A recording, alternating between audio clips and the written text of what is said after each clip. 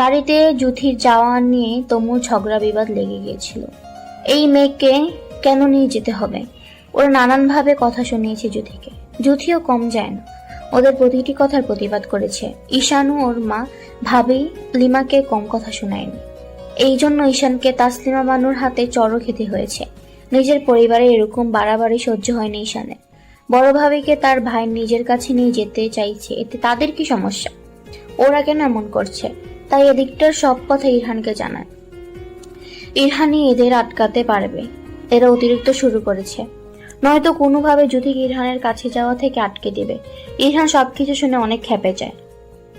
এমনিতেই ওদের উপর রাগ আর ঘৃণা জমে আছে, তার উপর ওদের এসব ব্যবহার আগুনে ঘি ঢালার মতো কাজ করছে।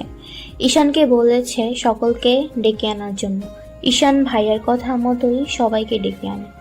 তারপর ফোনের স্পিকার বাড়িয়ে দেওয়ার জন্য বলে। ফোনের স্পিকার বাড়িয়ে দিলে সকলকে ইচ্ছা মতো কথা শোনায় ইরহান। ভিতরের রাগ সব ছাড়ে। খুব বার বেড়েছে এরা। ইরহানের কথার প্রেক্ষিত ওরাও অনেক কিছু বলতে চেয়েছিল, বলেছে ও অনেক তর্কাতর্কিও হয়েছে, কিন্তু কেউই ইরহানের কাছে টিকতে পারেনি। ঈশান আর জুথি মামা জুথিকে এয়ারপোর্ট ছাড়তে যাবে।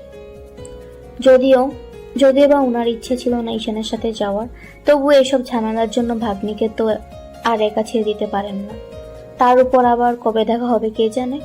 দিনাও সাথে যেতে চেয়েছিল, কিন্তু ঈশান আর দিনার ব্যাপারটার জন্য তার মা দেয়নি। দিনা তো কেঁদে কেঁদে শেষ বোনের জন্য। এদিকে এয়ারপোর্টে গিয়ে যদিও নিজেকে আর সামলাতে পারে না, কেঁদে দেয়। ইরহান তখন ফোন কলেই ছিল। বউয়ের কান্না নীরবে অপর পাশ থেকে সহ্য করে গেছে, বাধা দেয়নি। কাঁদুক, কাঁদলে মন হালকা হবে। নিজের সব চেনা পরিচিত ছেড়ে চলে যাওয়ার কষ্টটা ইরহান খুব ভালো করে বোঝে। সকলকে বিদায় দিয়ে যুথিও পাড়ি জমায় অচেনা দেশে, যেখানে তার আপন নিজের কাছে মানুষটা আছে। ইরহান এয়ারপোর্টে অপেক্ষা করবে তার যুথি রানীকে গ্রহণ করার জন্য। সঠিক টাইমে গিয়ে বিমানটা থামে। যুথির মনে তখন কি চলছিল সে নিজেও জানে না। কেন যেন হাত পা প্রচন্ডভাবে কাঁপছিল, গলা শুকিয়ে কাঠ। ভিতরে ভিতরে খুব অস্থির হয়ে পড়েছিল যুথি। এয়ারপোর্টে গিয়ে ইরহানকে চোখের সামনে দেখে আর নিজেকে সামলাতে পারে না। দিক বিদিক শূন্য হয়ে পড়ে। আশেপাশের মানুষের তুয়াক্কা না করেই নিজের একান্ত বুকটার উপর ঝাঁপিয়ে পড়ে। মরুর বুক যেন বৃষ্টির সন্ধান পেল। ইরহানও তার যুথি রানীকে নিজের সাথে ঝাপটে ধরে। যুথি তো সেই কখন থেকে ফুপিয়ে কেটে চলেছে। ইরহানের চোখ দুটো ছলছল করে উঠেছে। ইরহান যুথিকে নিজের বুকের সাথে মিশিয়ে চুপটি করে রয়। যুথি তার মানুষটার বুক ভাসাচ্ছে। অনেকটা সময় যাওয়ার পর ইরহান যুথির মাথায় হাত বুলিয়ে বলে, হয়েছে তো বউ, আর কত কাঁদবে? দেখো আমার শার্ট ভিজিয়ে দিয়েছো। ভালো করেছি, ভিজুক। ইরহান যুথির মাথাটা নিজের বুক থেকে তোলে, সারা মুখে অগণিত অধরের ছোঁয়া এঁকে দেয়। যুথি চুপটি করে সেই ছোঁয়া উপভোগ করে। কতদিন পর পাচ্ছে, দিন না তো কতগুলো মাস পরে সে চেনা পরিচিত ছোঁয়া পাচ্ছে। আশেপাশে অবশ্য অনেক মানুষ আছে, থাকলেই বা কি, তারা নিজেদের নিয়ে ব্যস্ত। যদিও বা কয়েকজন তাকাচ্ছে, মুচকি এসে চলে যাচ্ছে। ইরহান গাড়ি আগে থেকে ঠিকঠাক করে রেখেছে। যুথির হাত এক হাত দিয়ে আবদ্ধ করে নিয়ে আরেক হাত দিয়ে লাগেজ নেয়। লাগেজটা গাড়িতে রেখে যুথিকে নিয়ে বসে পড়ে। যুথি গাড়িতে উঠে ইরহানের বুকে মাথা রাখে। ইরহান মুচকি এসে বউকে আগলে ধরে রাখে। বুকটাতে কি যে শান্তি লাগছে ইরহানের। এই মেয়েটাকে বুঝতে পারে ইরহান তার জন্য বুকের ভিতর কি পরিমাণ ভালোবাসা জমিয়ে রেখেছে। যদি তার মানুষটাকে পেয়ে আশেপাশে সবকিছু ভুলে গেছে। এই মানুষটা এমনিতেই নিজের কাছে থাকলে সবকিছু শান্তি আর সুখময়, মন বলে আর কিছুই চায় না। ইরহান কিছু সময়ের মাঝে পৌঁছে যায়। 30 মিনিটের রাস্তা। এয়ারপোর্টের কাছাকাছি নতুন 4 রুমের একটা ফ্ল্যাট নিয়েছে ইরহান। সবকিছু গোছকাজ করে রেখেছে, নিজের বউকে যেন কিছু না করতে হয়। যদি সব কিছুর দিকে চোখ বোলায়, বেশ অবাক হয় এত পরিপাটি দেখে। সব প্রয়োজনীয় জিনিসপত্র ইরহান গুছিয়ে রেখেছে। যুথির জন্য ইরহান রান্নাও করে গিয়েছিল, যুথিকে বলে ফ্রেশ হয়ে আসার জন্য। যুথি ইরহানের কথা মতো ফ্রেশ হয়ে আসে। ইরহান নিজের হাতে তার যুথি রানীকে খাইয়ে দেয়।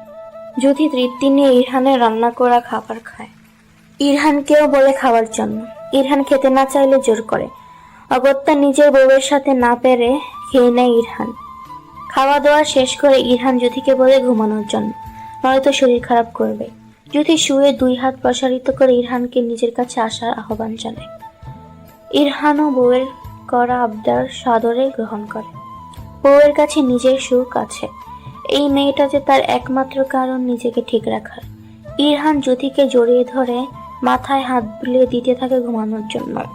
ঘুমাও পাখি, নয়তো পরে মাথা ব্যথা করবে, অসুস্থ হয়ে যাবে। আমার তো ঘুম আসছে না। এই তো আমি মাথায় হাত বুলিয়ে দিচ্ছি, তুমি চোখ বন্ধ করো। না, চোখ বন্ধ করা যাবে না। আমি তো আপনাকে দেখবো। কতদিন হয়ে গেল আপনাকে এতটা কাজ থেকে দেখি না।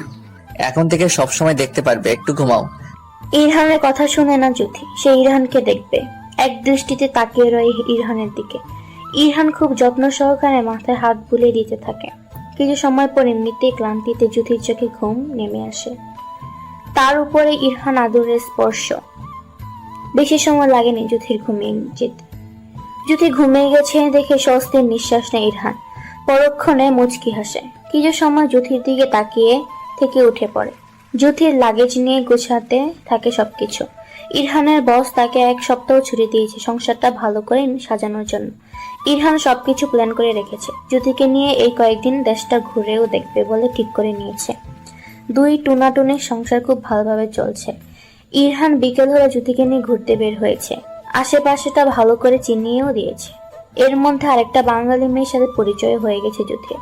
সব মিলে খুব ভালো দিন কাটছে তার। যদিও বা নিজের দেশের জন্য আর মানুষগুলোর জন্য খারাপ লাগে, তাও নিজেকে সামলে নেয়। এর মধ্যে একদিন হুট করে ইরহানের বাবার কল আসে। এটা ইরহান কখনো চায়নি। কলটা দেখে নিজের ভিতর জমিয়ে রাখা রাগটা যেন বাড়তে থাকে। জ্যোতির সামনে থাকায় প্রকাশ করতে পারে না। এই ঘটনাগুলো জানলে জ্যোতি খুব কষ্ট পাবে। যদিও বা ইরহান ঠিক করেছিল জ্যোতিকে কিছু বলবে না, পরবর্তীতে ঠিক করে সব বলে দিবে। জ্যোতির কাছে কিছু লুকাবে না। ইচ্ছে না থাকা সত্ত্বেও তাকে তার বাবার নামক মানুষটার কল রিসিভ করতে পারে। হ্যালো, আসসালামু আলাইকুম। ওয়ালাইকুম আসসালাম। ভালো আছিস ইরান? জি আলহামদুলিল্লাহ। ইরহান উল্টাপাল্টা জিজ্ঞেস করেনি উনি কেমন আছে। এতে ইরহানের বাবার কিছু যায় আসেও না। কিছু বলবেন?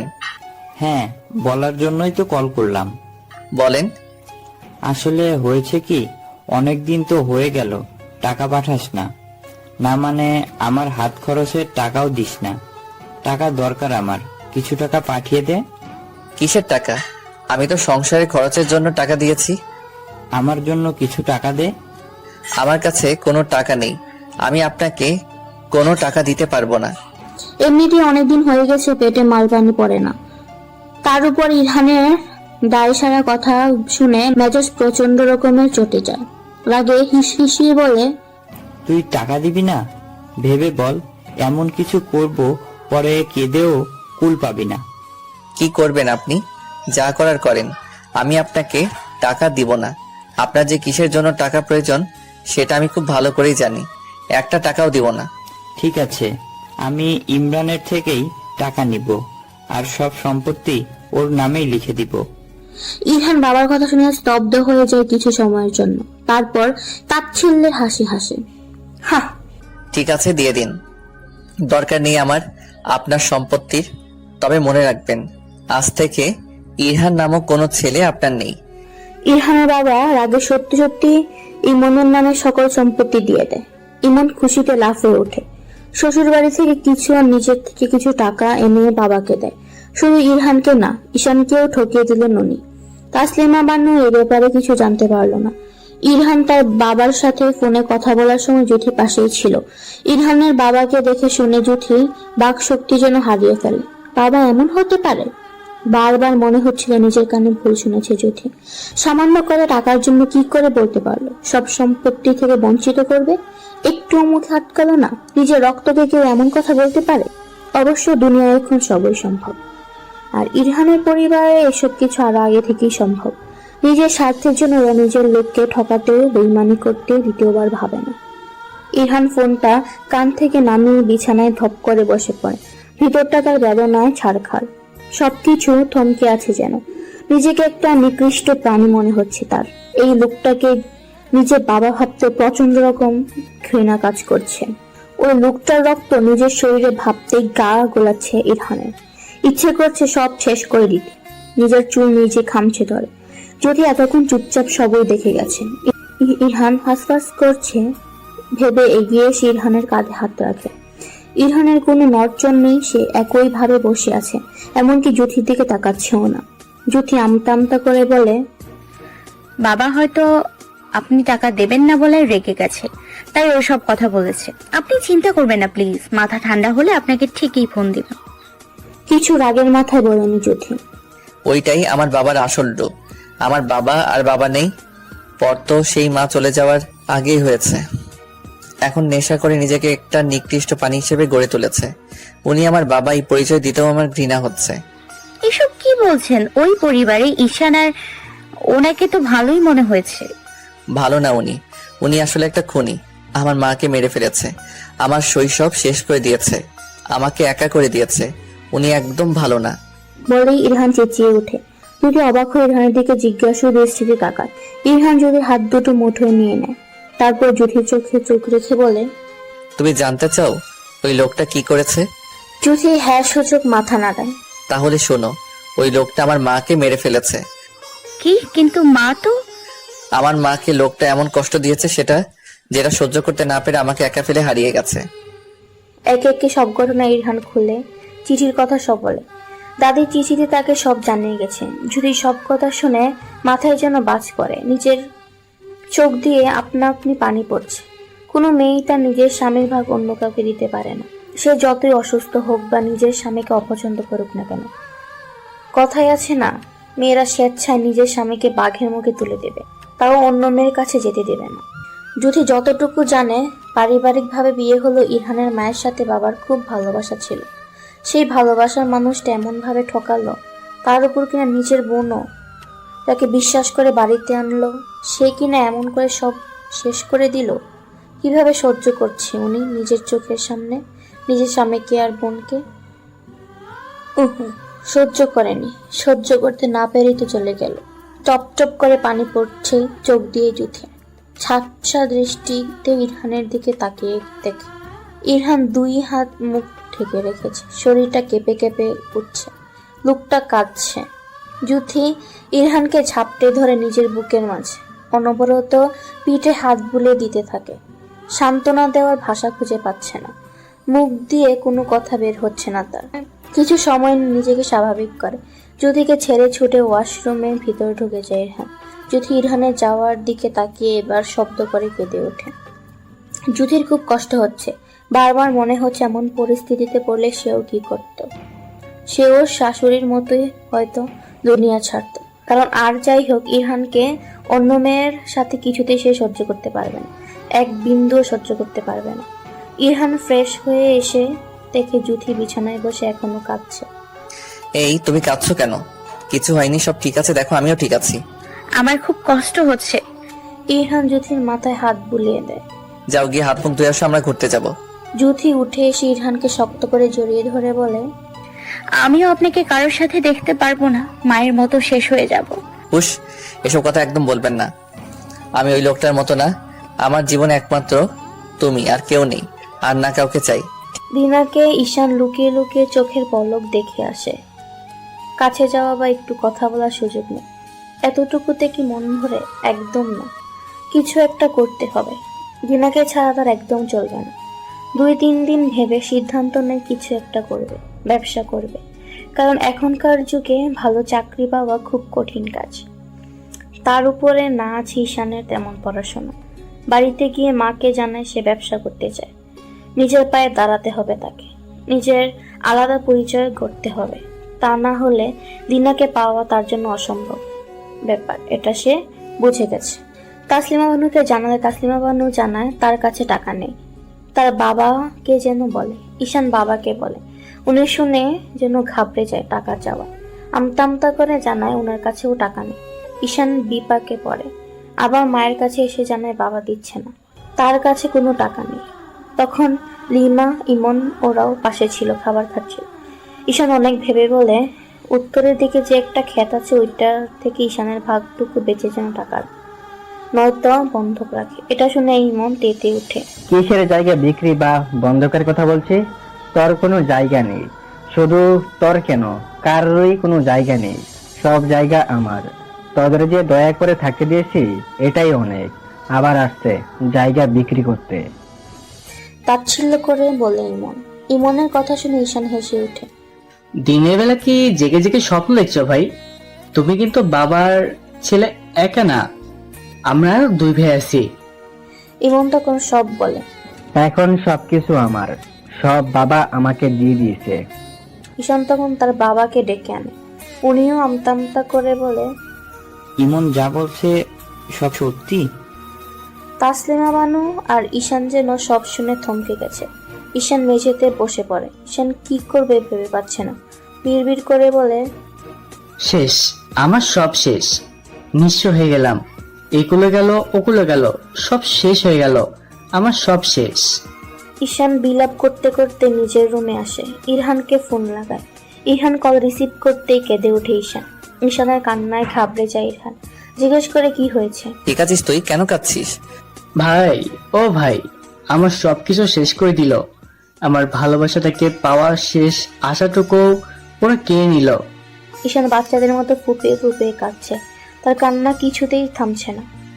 ইরহান ঈশানের কান্না আর সহ্য করতে পারছিল না। ধমকে উঠল। তোর এই ফ্যাস ফ্যাসানি কান্না থামাবি? নয়তো ফোন রাখ, আগে বসে বসে কান্না কর। কান্না শেষ হলে আবার কল দিস। না না না, আমি আর কাঁদবো না। কান্না থামিয়ে এবার সব খুলে বল, কি হয়েছে? বাবা জানো কি করেছে ভাইয়া? বাবা এটা কি করে করতে পারলো? ইমন ভাইয়ের নামে সব সম্পত্তি লিখে দিয়েছেন, কিছু রাখিনি আমাদের জন্য। তোর কোথাও ভুল হচ্ছে। বাবা শুধু আমাকে কোনো সম্পত্তি দিবে না। তুই তো কিছু করিসনি, আমি বাবার অবাধ্য সন্তান। মন রক্ষা করতে পারিনি, তাই আমাকে দিবে না। তোমার কোথাও ভুল হচ্ছে ভাইয়া। বাবা শুধু তোমাকে না, আমাকেও ঠকিয়ে দিয়েছে। সব সম্পত্তি লিখে দিয়েছে ইমন ভাইকে। কিছু নেই এখন আমাদের, সব ইমন ভাইয়ের।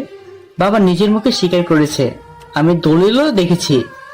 আমি ব্যবসা করতে চেয়েছিলাম, তার জন্য টাকার প্রয়োজন, তাই বলেছিলাম টাকা দিতে, নয়তো আমার ভাগের সম্পত্তি বন্দুক রেখে টাকা দিতে। তখন ইমন ভাই সব বলল। শুধু এটা বলিনি, জানো কি বলেছে? বলেছে আমাকে বাড়িতে থাকতে দিয়েছে, এই অনেক। তারপর সব কথা খুলে বলে ঈশান। ঈশানের কথা শুনে স্তব্ধ হয়ে যায় ইরহান। এই লোকটা এমন কি করে করতে পারলো? ইরহান না হয় দোষ করেছে, ঈশান তো কোনো দোষ করেনি। তাহলে ভাই আমি এখন কি করব? ভেবেছিলাম নিজের পায়ে দাঁড়িয়ে দিনাকে নিজের করে ওর মায়ের কাছে আবার চাইবো, কিন্তু দেখো বাবা কি করলো, আমার সব স্বপ্ন ভেঙে দিল। এমনি তো দিনার মা আমাকে সহ্য করতে পারে না, তার উপর এসব শুনলে আরো পারবে না। দিনাকে আর এই জীবনে মনে হয় আমার আর পাওয়া হবে না ভাই। ইরহান ভাবনার মাঝে কথাগুলো বলে ঈশান। ইরহান কি বলবে খুঁজে পাচ্ছে না। আমার কিছু ভাবতে পারছি না ভাই, চোখে সব অন্ধকার দেখছি। ভাই তোমাকে একটা অনুরোধ করি। কি কি? আমাকে তোমার কাছে নিয়ে যাও ভাই, নয়তো মরণ ছাড়া আমার কোনো উপায় নেই। হ্যালো বন্ধুরা, পরবর্তী পার্ট খুব তাড়াতাড়ি আসবে, তো সবাই অপেক্ষায় থাকো। আর চ্যানেলটি যারা এখনো সাবস্ক্রাইব করনি তারা পরবর্তী পার্ট দেখার জন্য চ্যানেলটি সাবস্ক্রাইব করে রেখো। ধন্যবাদ সবাইকে, আমাদের সাথেই থেকো।